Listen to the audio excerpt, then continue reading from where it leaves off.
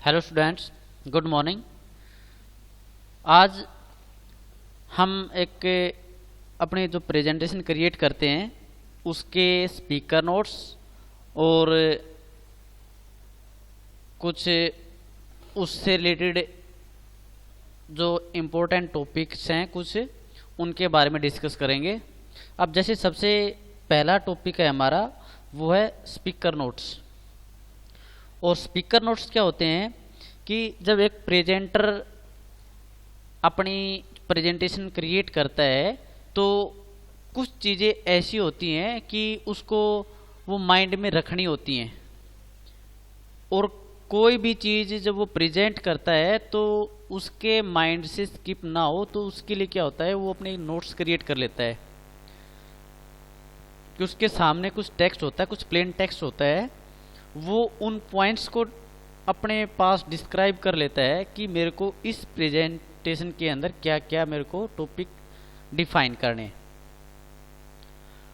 और speaker notes का एक सबसे बड़ा फ़ायदा क्या होता है कि जो एक प्रेजेंटर होता है, जो प्रेजेंट करता है, केवल वही उन नोट्स को शो कर सकता है, या फिर वो प्रिंट टाइम पे चाहें तो हम उन स्पीकर नोट्स को प्रिंट करा सकते हैं। लेकिन जब एक प्रेजेंटेशन प्ले होती है, वो रन होती है, एग्जीक्यूट होती है, वो तब जो नोट्स होते हैं वो शो नहीं होते हैं। और यही सबसे बड़ा फ़ायदा होता है स्पीकर नोट्स का। तो स्पीकर नोट्स क्या होते हैं कि speaker notes are important tools that PowerPoint offer for helping the presenter is speaking notes. The speaker notes are short chunks of plain text that are visible only to speaker while presenting। कि chunk का मतलब होता है एक छोटा सा piece, टुकड़ा, कि जो स्पीकर नोट्स हैं वो आपके एक प्लेन टेक्स्ट के छोटे छोटे टुकड़े हैं जो केवल प्रेजेंटर को ही शो होंगे, बाकी जो यूज़र हैं उनको शो नहीं होते हैं। तो स्पीकर नोट्स को कुछ ऐड कराने का मतलब यही होता है, मान लो कि ये मेरे पास एक स्लाइड है और इसके अंदर मैं कोई टॉपिक डालना चाहता हूँ कि इसके बारे में बताना क्या चाहता हूँ, फ्लैट डाटाबेस के क्या क्या टॉपिक डिस्क्राइब करना चाहता हूँ, तो उन चीज़ों को मैं यहाँ पे डिस्क्राइब कर सकता हूँ। जहाँ पे मेरे को लिखा दिख रहा है यहाँ पे क्लिक फॉर नोट्स। आप अगर चाहो तो इसका साइज इंक्रीज भी कर सकते हो। जो एज होती है, इस एज पे आप माउस रखोगे तो पॉइंटर आपका इस तरह का बनता है कुछ, तो इसको हम साइज को थोड़ा सा इंक्रीज कर सकते हैं। उसके बाद जो भी नोट्स हैं इसके बारे में वो हम यहाँ पे डाल सकते हैं, और जो भी नोट्स हम यहाँ लिखेंगे वो जो यूज़र होंगे उनको शो नहीं होते हैं। जैसे this slide is about on database type, okay. और जो भी पॉइंट इसके बारे में मेरे को डिस्क्राइब करने हैं वो मैं यहाँ पे लिख सकता हूँ। अब जैसे मैंने यहाँ पर एक स्पीकर नोट्स डाला यहाँ पे, तो यहाँ पे देखो केवल जब मैं डिजाइन इसको कर रहा हूँ केवल तभी ये शो हो रहे हैं, देखो।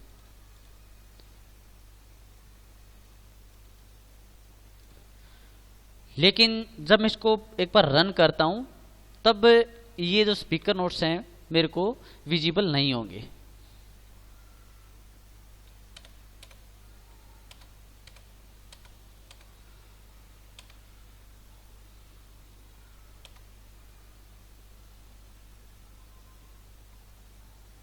यहाँ पे देखो जो हमें स्पीकर नोट्स दिया था वो यहाँ पे विजिबल नहीं है।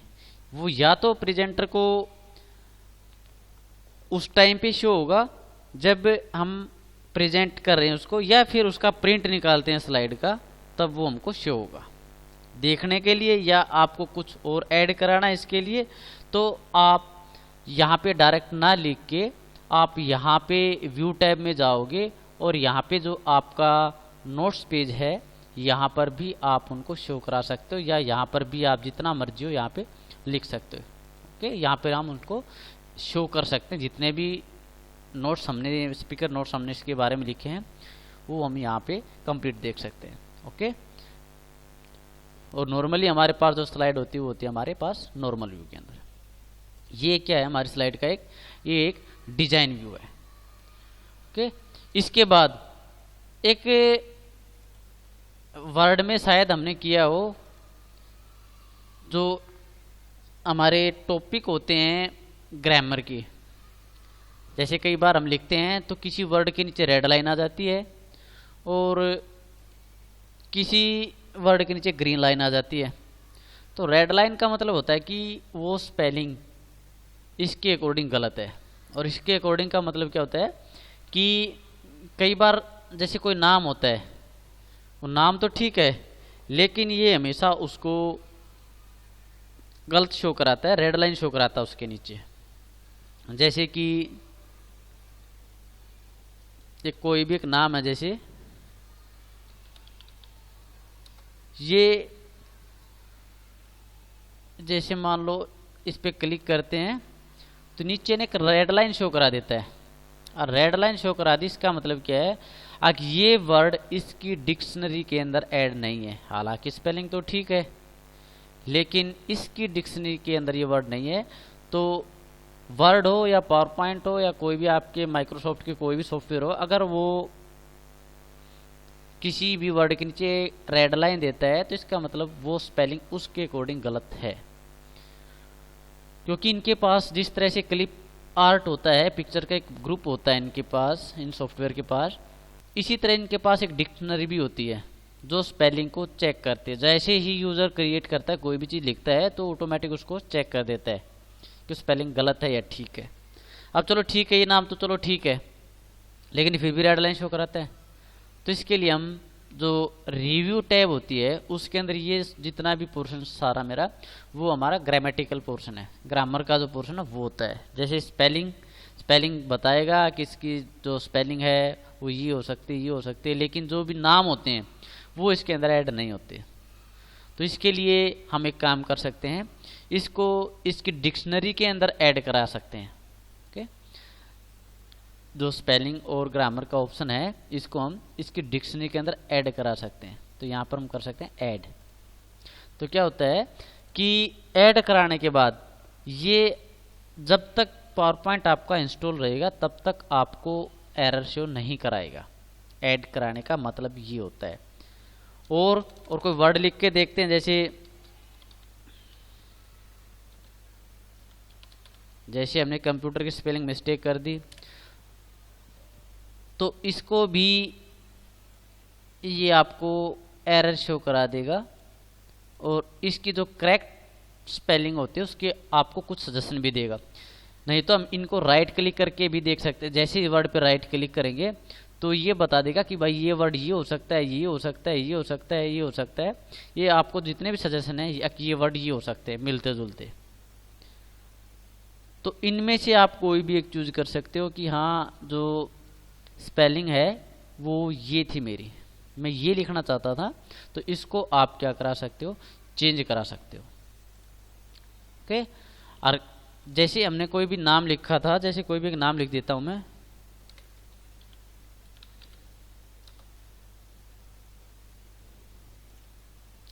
अब मान लो मैं इस नाम को ऐड नहीं कराना चाहता तो आप इसको इग्नोर भी कर सकते हो कि ये पता है मेरे को स्पेलिंग ठीक है, तो आप इसको ऐड टू डिक्शनरी में लिखने की बजाय इसको इग्नोर भी कर सकते हैं कि पता है मेरे को ठीक है ये वर्ड, तो इग्नोर भी कर सकते हैं। इग्नोर ऑल यहाँ से कर दो, या स्पेलिंग में जाओगे यहाँ से आप भी इसको इग्नोर कर सकते हो। ओके, तो इसका मतलब क्या है, इग्नोर का मतलब आपने लिख दिया ठीक है, इसने इसको इग्नोर कर दिया, लेकिन नेक्स्ट टाइम पे आप यही नाम फिर लिखोगे तो फिर एरर देगा। ओके, लेकिन अगर इसको ऐड टू डिक्शनरी करा देते तो इसका मतलब इस वर्ड की एरर आपको कभी नहीं देता। ओके, तो ये था मेरा स्पेलिंग और ग्रामर का। और इसके अंदर कुछ वर्ड मीनिंग भी होते हैं। जैसे मान लो मैंने कोई वर्ड लिख दिया, जैसे अभी मैंने बात की थी चंक के बारे में, अगर ये वर्ड लिख देता हूँ तो अगर आप चाहते हो कि इस वर्ड का मेरे को कोई दूसरा मीनिंग देखना है, ये समझ में नहीं आ रहा, कोई इसका दूसरा कोई English to English word meaning चाहिए मेरे को, तो आप सेलेक्ट करके थिएजर्स पे क्लिक कर सकते हो, और थिएजर्स पे इसके जितने भी सिनोनिम्स होंगे यहाँ पे आपको बता देगा कि इनमें से कोई भी आप इंसर्ट कर सकते हो। जैसे मैं चाहता हूँ पीस, यहाँ पर पीस आना चाहिए, तो आप यहाँ पे क्लिक कर दो बस। सॉरी, क्लिक करने से नहीं, यहाँ पर आपको राइट क्लिक करके इंसर्ट आपको ये कराना पड़ेगा।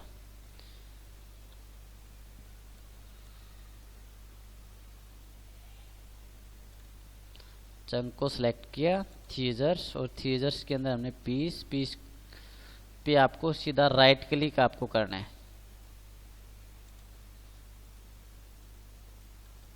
और राइट क्लिक करने के बाद इंसर्ट।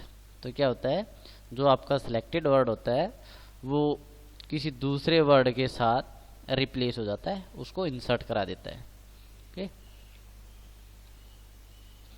इसके बाद कुछ टॉपिक्स हैं हमारे जो किसी भी स्लाइड को इफेक्टिव बनाने के लिए यूज करते हैं। देखते हैं वो पॉइंट्स हमारे क्या क्या हैं।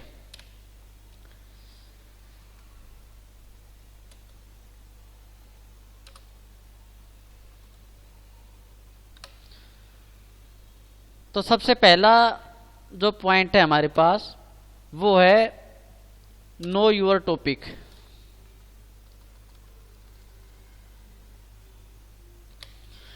और नो योर टॉपिक के अंदर क्या होता है कि सबसे पहले आप जिस टॉपिक पे अपनी प्रेजेंटेशन क्रिएट करना चाहते हो उस टॉपिक को आपको सबसे पहले प्रिपेयर करना होता है, कि सबसे पहले आपको अपने टॉपिक के बारे में जानना होता है कि हम किस बारे में प्रेजेंटेशन क्रिएट करेंगे।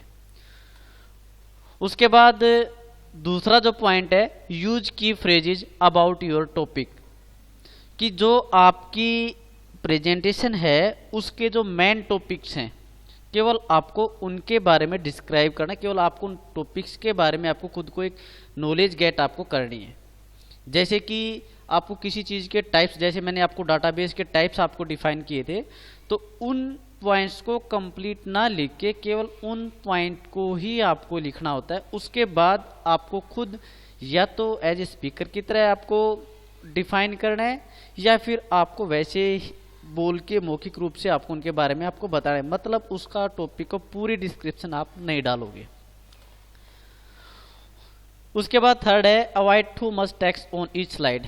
आपको हर स्लाइड पे ज़्यादा टेक्स्ट नहीं लिखना है, जितना हो सके उतना कम टेक्स्ट से ही आपको अपनी स्लाइड को प्रेजेंट करना है, क्योंकि जितने ज़्यादा टेक्स्ट हम उसके ऊपर लिखते हैं तो जब स्लाइड को प्रेजेंट करते हैं तो जो ऑडियंस होते हैं उस टेक्स्ट को रीड नहीं कर पाते हैं। ओके,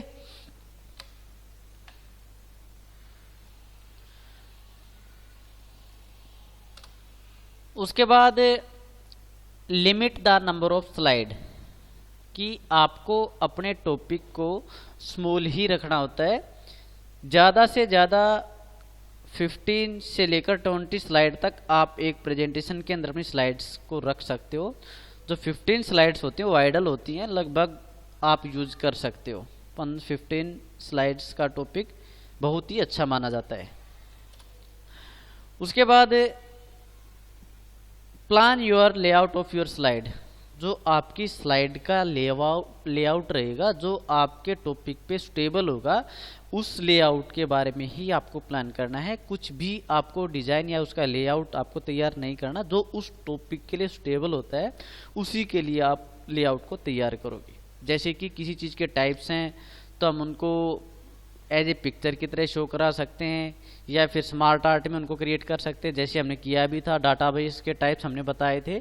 तो इससे क्या होता है कि कम एफर्ट में जो है कि हम अपने टॉपिक को मोर डिस्क्राइब कर सकते हैं, मतलब एफर्ट कम लगेगा उसके अंदर और जो डिफाइन करेंगे वो ज़्यादा इफेक्टिवली रहेगा ऑडियंस के लिए। उसके बाद है नेवर यूज डेकोरेटेड फ़ॉन्ट्स। आपको जो बना बनाया फ़ॉन्ट है, डेकोरेटेड फ़ॉन्ट्स है, वो आपको यूज नहीं करना है। जो आपकी स्लाइड के टॉपिक के लिए बेस्ट सुटेबल रहे वही आपको यूज करना है। जैसे कि आप कोई भी ऐसा कलर यूज नहीं करोगे जिससे ऑडियंस को दिखने में प्रॉब्लम हो, मतलब कि ऐसा जैसे कि येलो ले लेते हैं हम, लाइट येलो ले लेते हैं, तो उससे क्या होता है कि विजिबिलिटी येलो कलर की थोड़ी कम होती है, उसको दिखने में दिक्कत होती है, तो विजुअलाइजेशन उसका बिल्कुल भी नहीं होता है। तो आपको डेकोरेटेड फॉन्ट्स का यूज ना करके अपना खुद का फॉन्ट जो उस टॉपिक के लिए बेस्ट सुटेबल है वही हम यूज करेंगे। उसके बाद कैपिटलाइजेशन, इसका मतलब होता है जब भी आपका कोई टाइटल है, मेन टॉपिक है, तो आप उसको कैपिटलाइज मतलब कि कैपिटल लेटर में उसको लिखोगे। जो भी मेन हेडिंग्स हैं आपकी उनको अच्छे से कैपिटल में आप उनको डिस्क्राइब करोगे। उसके बाद है use a slide template to keep your presentation look consistent. इसका मतलब होता है कि आपके जो स्लाइड के अंदर जो डिज़ाइन है, जो टेम्पलेट आपके बने बनाए हैं, उन टेम्पलेट से ही डिज़ाइन को सिलेक्ट करो, ताकि जो भी आपका टॉपिक है उसके अकॉर्डिंग ही उसको स्लाइड जो है ऑटोमेटिक हमको डिज़ाइन मिल जाती है। हर स्लाइड को आपको अलग से डिज़ाइन करने की नीड नहीं होती है। जितना हो सके अपनी स्लाइड को सिंपली डिज़ाइन करते हैं, और जो भी डिज़ाइन होता है वो लगभग हम सभी स्लाइड के जो टाइप्स ऑफ स्लाइड है उनकी लगभग हम सेम डिजाइनिंग रखते हैं। उसके बाद है use animation and transition spring, कि जो आप एनिमेशन और ट्रांजिशन का यूज हर स्लाइड के मेन टॉपिक पे जरूर करेंगे, कि बिना एनिमेशन और ट्रांजिशन के हमारी जो प्रेजेंटेशन है वो अच्छी नहीं लगती है। तो हमको जो भी नीड होती है एनिमेशन की और ट्रांजिशन की, वो हम यूज अपनी हर एक स्लाइड के अंदर करेंगे। उसके बाद है always review the presentation before making a presentation.